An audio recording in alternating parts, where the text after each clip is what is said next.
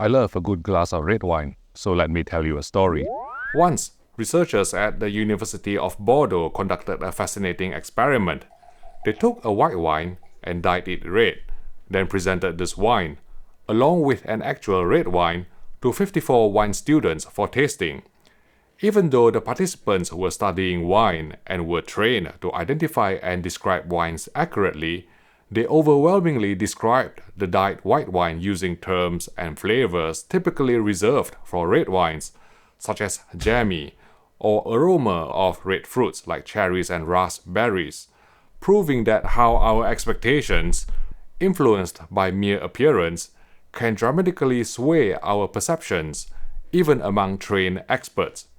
With this revelation in mind, our annual TV Shootout event has been painstakingly conducted in a blinded manner since 2019, so that the judges assessing the TVs won't know which TV is which, to stop expectation bias from affecting the scores. The bezel and speakers of each TV were masked to a similar degree, and simply labeled A, B, C, D from left to right for scoring purposes. To prevent the user interface, menus, and pop-up notifications from accidentally revealing the identities of the TVs, we asked the judges to wait in a separate room with no view of the TVs when we are changing content.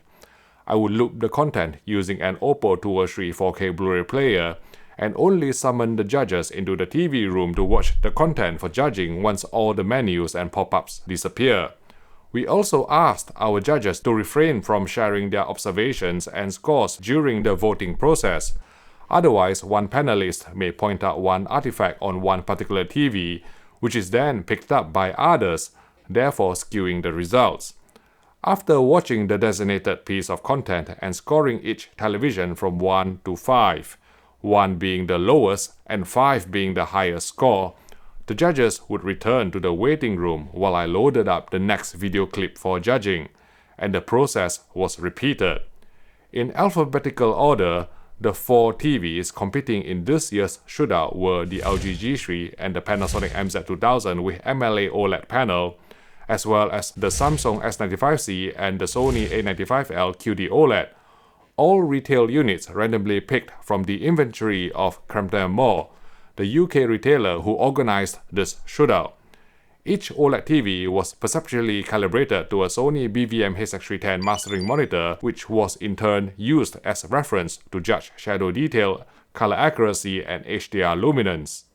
Unfortunately, the Philips OLED Plus 908 did not make it into this year's shootout, since it's not available to buy in the UK yet when our TV shootout was held in October 2023. 13 video professionals, including colorists, editors, and post-engineers, mostly from British TV and film production company Fulwell 73, took part in the voting process. To overcome the off-axis luminance drop and color shifting observed on the Sony HX310 and the TVs, the judges were encouraged to move positions to watch each display straight on at eye level. In chronological order, here are the scenes used, the categories being voted for, and my comments on the results, if any. The Avengers 4K Blu-ray. The color palette of this scene lies entirely within Rec 709, while the LG G3 and the Panasonic MZ2000 measured the most accurate on a 10% window after calibration. The reason these two MLA OLEDs did not score as high as they should was perhaps due to color uniformity issues on our particular retail units. Mission Impossible Fallout. Even though the Ultra HD Blu-ray of Mission Impossible Fallout supports Dolby Vision, we played it in HDR10 and used this clip to judge 1000 nit tone mapping by paying attention to the brightness and detail through the windows. The Lord of the Rings, The Fellowship of the Rings. This is another 4K Blu-ray title available in Dolby Vision, which we played in HDR10 to judge HDR light output from the TVs. Generally, the QD OLEDs fared better in this sequence, thanks to their slightly higher full-field brightness and cleaner screen uniformity without color tinting. The Green Knight. Again, another Dolby Vision UHD Blu-ray we played in HDR10, since not all the displays supported Dolby Vision. The Panasonic MZ2000 and the LG G3 did better than the QD OLEDs in the shadow detail category. courtesy of superior near black luminance tracking after calibration. The Sony A95L exhibited some desaturation in this low light scene compared to the BVM-HX310 reference monitor, hence the lowest average score in the low luminance color category. We also used another snippet from the green night to assess dark uniformity. Some vertical banding on the Sony A95L and the Panasonic MZ2000 retail units caused them to be dinged in this category. Back to the future. Another Dolby Vision 4K Blu-ray we played in HDR10 for this shootout. The red shirt on beef in this movie segment exceeded Rec 709, and the Sony A95L QD OLED came closest to matching the HX310 monitor in reproducing this color. We used this footage from the Ultra HD Blu-ray of The Greatest Showman to evaluate bright color luminance. The QD OLEDs led the way in this category, followed by the LG G3 whose color boosting algorithm helped the TV finish ahead of the Panasonic MZ2000. The judges were asked to watch this snippet from the 4K Blu-ray of The Revenant to appraise native 10-bit gradation. Here, the Panasonic MZ2000 manifested the most polarization in the sky, owing to the use of a MediaTek non-Pantonic HDMI 2.1 chipset without coprocessor or software-level decontouring filter. Yet another Dolby Vision 4K Blu-ray played in HDR10 to accommodate two displays including the Sony HX310 which don't support Dolby Vision. Several elements in this sequence exceeded Rec 709, and the judges deemed the Sony A95L to provide the closest match to the BVM-HX310. Although the Samsung S95C featured higher Rec 2020 color gamut coverage than the WRGB OLEDs, it couldn't be calibrated to a similarly accurate level as the LG G3 and the Panasonic MZ2000, resulting in the lowest average score in this section. For the next two clips, I did not realize that my camera SD card had filled up on shootout day, so I'm just going to use footage I shot in my own studio to illustrate. The first was the scene from the Ultra HD Blu-ray of Blade Runner 2049, which we used to gauge shadow detailing. The 1D Light Autocal and adjustable shadow detail setting in Kalman DDC helped the LG G3 score highest in this category, followed in a close second by the Panasonic MZ2000 whose near black luminance tracking was already very good out of the box. The Samsung S95C and the Sony A95L were either slightly too dark or too bright compared to reference, since their 20-point white balance and gamma controls did not go lower than 4.6% video stimulus. The final 4K Blu-ray snippet we showed was this dark sequence from Pan. Naturally, the two QD OLED TVs reign supreme here, whereas the Panasonic MZ2000 and to a lesser extent the LG G3 manifested some near-black chrominance overshoot artifacts due to rogue activation of white subpixels. On to less than pristine content.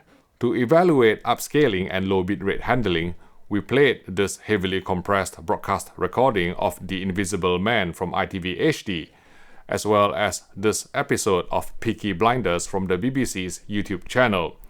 The LG G3 and the Sony A95L benefited from the provision of a smooth gradation control to suppress polarization, with the G3's slightly more aggressive decontouring algorithm on the low setting going down particularly well with the judges. For the next test, I switched the TVs to day mode, calibrated to their respective highest light output without negatively affecting color and 2.2 gamma accuracy. Motion interpolation was also engaged using optimized settings on every TV. After watching some football and daytime TV programs, the judges were asked to vote on various aspects of picture quality, such as motion handling, screen uniformity, and bright room performance. Finally, after all the voting for all the categories had been completed, I reset the televisions to out-of-the-box filmmaker mode and professional mode on the Sony Bravia A95L since it doesn't have filmmaker mode, and asked the judging panels to gauge out-of-the-box color accuracy by rewatching the same HDR scene from The Avengers with reference to the mastering monitor. The two QD OLEDs outperformed the two WRGB OLED TVs in this area, possibly helped by QD OLED's excellent color uniformity, with the Samsung S95C pipping the Sony A95L to top spot. Okay, after adding all the scores in all 7 categories, I can announce that the best TV of 2023 in our annual TV shootout is the Sony A95L with 27.47 points. The Samsung S95C was the runner-up, having accumulated 26.86 points. This represents a 1-2 finish for Samsung Display's QD-OLED technology, with the A95L winning out in this blind test thanks largely to superior color accuracy and video processing. So congratulations to Sony for winning our annual TV shootout 3 years in a row, a phenomenal achievement. However, please remember that no TV is perfect, and this shootout is only intended as a guide. The fact that we tested so many different categories is to provide a point of reference for your specific use case. Some of you may have noticed that gaming was not judged in this year's shootout. 3 reasons. 1. The judges were from the TV and film production background rather than the gaming industry. 2. There's no 5-way HDMI 2.1 splitter that we could buy on the market yet for doing side-by-side comparisons with reference to the mastering monitor. And 3. Each TV will need a different set of HDRG calibration values on the console due to different HDRG implementation and clipping point. In no particular order, I would like to thank the crew at Fullwell73 who let us use their outstanding facility for the shootout. It's important to stress that the voted results neither represent the opinions or views of the company, nor do they constitute the endorsement of any individual TV brand, since the judges didn't even know which TV was which throughout the voting process. Thanks also to Maciej Koper, a professional calibrator who flew in from Poland to help me calibrate these 4 OLED TVs, perceptually matched to the Sony HX310 dual-layer LCD reference monitor. Thanks to HDMI 2.1 cable manufacturer Zeskit for supplying all the HDMI cables used in this event. I continue to use the company's flagship Zeskit Maya series, as well as the slimmer and more flexible Zeskit Lite series of certified HDMI 2.1 cables in my in-depth TV testing and side-by-side comparisons, and they have never failed me. Last but not least, thanks to UK electrical retailer 𝗕𝗲𝘀𝘁 for supplying the TVs, and especially David Conner, Chris Bradley, and Sam Jukes for their help in the actual shootout. For a limited time only, 𝗕𝗲𝘀 are offering their in-store calibration service at only £199 if you purchase any 2023 OLED TV from them. I have personally trained their calibrator David Conner to my own high standards. He will run in the television, calibrate it, and deliver it to you after having the calibration approved by me. We have been doing this for more than 2 years, and customer feedback has been excellent. So please give 𝗕𝗲𝘀 a call if you wish to buy a calibrated TV, or even any new TV at a competitive price with top-notch customer service. Thanks again for your support. Now, one thing I forgot to mention was that after I reset the televisions to out-of-the-box filmmaker mode to compare out-of-the-box color accuracy, I had to manually go into each TV to switch off one hidden setting that harms picture quality so much that it needed to be disabled, otherwise the comparison would be useless. To find out what this setting is and how to disable it on your TV to improve picture quality, please go watch my instruction video by clicking here.